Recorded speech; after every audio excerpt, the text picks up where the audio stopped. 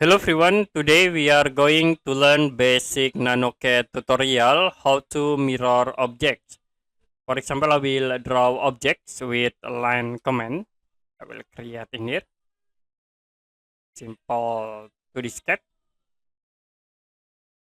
And if you want to mirror this object, you can type mirror, press enter, select the object and enter again.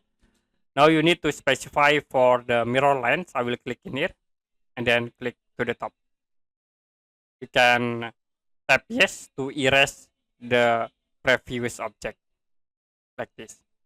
If you want to keep the previous objects, you can tap a mirror again, press enter, select the objects, enter again. I will mirror from this point into here, and then you can type no, like this. So to mirror the object, you can type a mirror, press enter, select the objects, enter again, and I will mirror start from this point into here. You can press no to keep the object.